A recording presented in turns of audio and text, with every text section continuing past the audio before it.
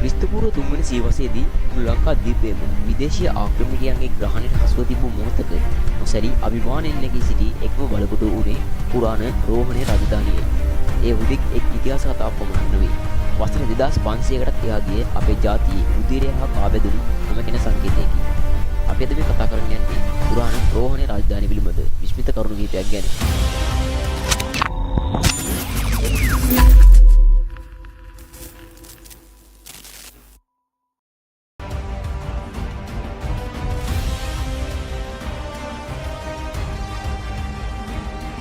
දීකාය කුමරු ලංකාවට පැමිණීමත් සමග ඇති වූ මුල්ම ජනාවාස මේ කතාවේ වැදගත් සම්දිස්ථානයක් ලකුණු කරනවා. විජය කුමරු ලංකාවට පැමිණීමෙන් පසු ඔහුගේ සහෝදරියගේ පුත්‍රයා වන දීකාය කුමරු ලංකාවේ නැගෙනහිර ප්‍රදේශවල වාසය කළ බවට මූලාශ්‍ර වාර්තාවලින් තොරතුරු හමු වෙනවා. මෙම ප්‍රදේශය අද අප දන්නා රුහුණු රාජධානියේ පූර්ව භාගය ලෙස සලකන්න පුළුවන්. මෙතැන් සිට තමයි රුහුණේ දේශපාලනය හා සංස්කෘතිමය විකාශය ආරම්භ වන්නේ. පසුව ශ්‍රී ලංකාවේ මුල්ම රාජධානිය වන අනුරාධපුර පාලනය කළ පණ්ඩුකාභය රජුගේ රාජ්‍ය සමයේ ලංකාව පළාත් කිහිපයකට බෙදා පාලනය කළා. ඒ වන විටත් රුහුණු රට මෙම රාජධානියේ ප්‍රධාන භූමි ප්‍රදේශයක් ලෙස පැවතුණා. මෙයින් පෙනී යන්නේ රුහුණු යනුන් ඈත අතීතයේ සිටම පැවති වැදගත් පරිපාලන ඒකකයක් වූ බවයි.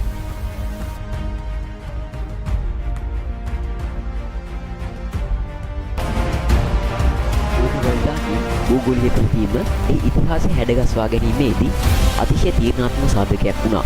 ශ්‍රී ලංකා දුපතේ ගිනිගොඩ දිකට පන්නට වර්තමාන දකුණු පළාතේ සහ ඌව පළාතේ කොටසක් පුරා වී ගිය රුහුණ ස්වභාවික බලකොටුවක් ලෙස ක්‍රියා කළා. ගැඹුරු කඳුපන්ති ඝන වනාන්තර සහ නිලුවත් සාගර යන ස්වභාවික බාධක මගින් රුහුණට ලැබුණේ අසමසම ආරක්ෂාවක්. මේ නිසා විදේශීය ආක්‍රමණික හමුදාවන්ට උතුරින් හෝ බටහිරින් රටට ඇතුළු වීම සාපේක්ෂව පහසු වුවත් රුහුණ කරා ළඟා වීම අතිශයින්ම දුෂ්කර කටයුත්තක් වුණා. රුහුණ සාපේක්ෂව වීලි කලාපයක පිහිටියද ඒ ජනතාව ජලය කල්පනා කිරීමේදී අසහාය දක්ෂතා පෙන්නුවා. ඔවුන් ඉදිකල දැවැන්ත වූ පද්ධති කුෂිකර්මාන්තය දිනු කිරීමටත් දීර්ඝකාලීන යුද්ධ පැවති සමයන්හි පවා ස්වයංපෝෂිත ආර්ථික ක්‍රමයක් පවත්වා ගැනීමටත් උපකාරී වුණා.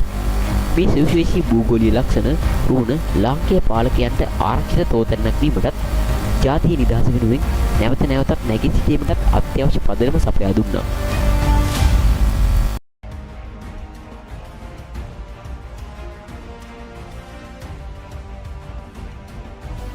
ලංකා ඉතිහාසයේ පුරා උතුරින් එල්ල වූ විදේශීය ආක්‍රමණ හමුවේ අභියෝග රැසකටම අපේ ජාතිය මුහුණ දුන්නා.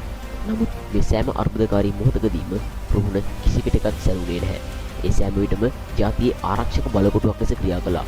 දකුණු ඉන්දියාවෙන් පැමිණි ආක්‍රමණිකයන් විසින් අනුරාධපුරය වැනි ප්‍රධාන රාජධානි අත්පත් කරගත් අවස්ථාවලදී සිංහල රජවරුන් සහ ඔවුන්ගේ හමුදාවන්ට ආරක්ෂිතව පසුබැසීමට රුහුණ කදිම ස්ථානයක් වුණා. බලගම්ම රජු මේකට හොඳම උදාහරණයක්. මෙතුමා ආක්‍රමණිකයන්ගෙන් පලා ගොස් රුහුණේ සැඟවී එහිදී තම හමුදාව ප්‍රතිසංවිධානය කරගත්තා.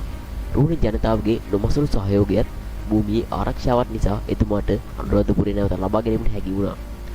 රුහුණ හුදෙක් රාජධානියක් වූ අතර ඒ ජාතිය නිදහස වෙනුවෙන් සටන් කළ රණසූරයන්ගෙත් දේශප්‍රේමී ජනතාවගෙත් නොසැලෙන හදවතක් බඳු ප්‍රදේශයක් වුණා.